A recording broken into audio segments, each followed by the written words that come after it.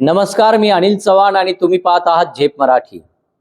आपल्या कार्यक्रमाचं नाव आहे प्रश्न तुमच्या मनातला। मित्र हो, धुळे महानगरपालिकेच्या निवडणुकांमध्ये 74 पैकी 37 महिला नगरसेविका निवडून आल्यात। म्हणजे अर्धा कारभार महिलांच्या हाती गेला। महिलांना 50% आरक्षण देत महाराष्ट्राने यापूर्वीच देशात आदर्श निर्माण केलाय। महिलांना आरक्षण देणारे महाराष्ट्र हे देशातले पहिले राज्य ठरले।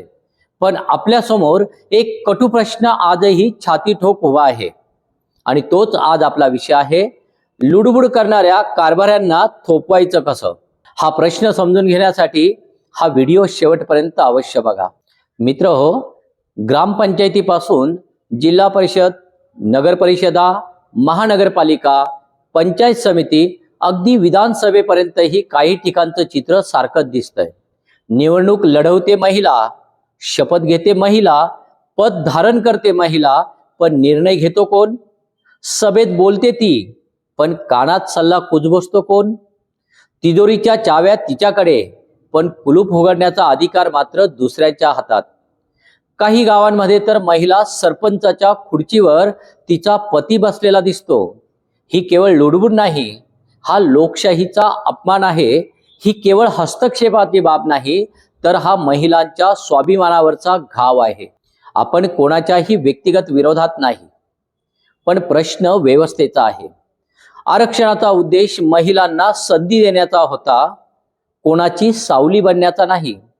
महिलांना निवडून देताना समाज टाळ्या वाजवतो, पण काम करण्याची वेळ आली की हाच समाजातला पुरुष तिच्या निर्णयावर शिक्कामोर्तब करतो। हे दुर्दैव नाही का? हो, काही ठिकाणी महिला प्रतिनिधी आज सक्षमपणे काम चालवताना दिसताय।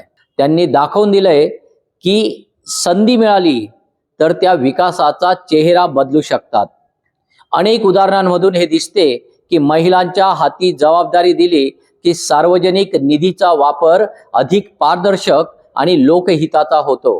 पण त्यासाठी त्यांना हवी असते मोकळेपणाची हवा, निर्णयाचा अधिकार आणि पदांचा सन्मान। प्रश्न असा आहे, आपण अजूनही पुरुष प्रधान मानसिकतेच्या कवचातून बाहेर पडलो आहोत का? की महिलांना अजूनही पूर्णपणे स्वतःवर विश्वास नाही? नुकताच सरकारने इशारा दिलाय, जर महिलांच्या कामात पतीने किंवा तिच्या घरातल्या पुरुषाने हस्तक्षेप केला तर तिचं पद जाऊ शकतं। पण हे कागदावर सिद्ध करायचं कसे? खुर्चीवरती, पण सूत्रे त्याच्या हातात। हे सिद्ध होणार तरी कसं? एक गोष्ट लक्षात घ्यायला हवी, जशी एका यशस्वी पुरुषाच्या मागे स्त्री खंबीरपणे उभी असते, तसाच एका यशस्वी महिलेच्या मागे पुरुष उभा राहिला पाहिजे। तिच्या पुढे नाही, बाजूलाही नाही, तर तिच्या मागे आधार देण्यासाठी।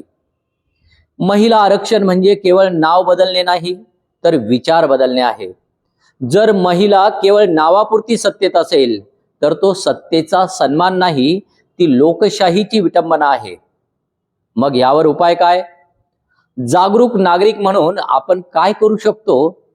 सभागृहात चुकीचा हस्तक्षेप दिसला तर आपण आवाज उठवणार आहोत का?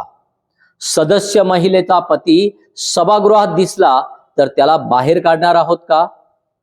महिलांना थेट प्रश्न विचारून त्यांचे मत जाणून घेणार आहोत का?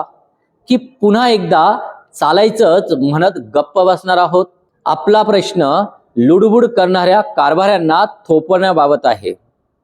महिलांना कायद्याने दिलेला त्यांचा हक्क, अधिकार मिळावा याबद्दलचा आहे। यासाठी काय करता येऊ शकते? जागरूक नागरिक म्हणून आम्हाला कमेंट्स करून नक्की कळवा। कारण लोकशाही फक्त मतपेटीत जिंकता येत नाही, तर ती विचारांच्या बदलातून घडते, टिकते आणि तीच तर आपल्याला टिकवायची आहे। आमचा हा व्हिडिओ आपल्याला आवडला असल्यास लाईक करा, शेअर करा आणि तुमच्या मनातल्या प्रश्नांना वाट मोकळी करून देण्यासाठी झेप मराठीला अवश्य सबस्क्राईब करा।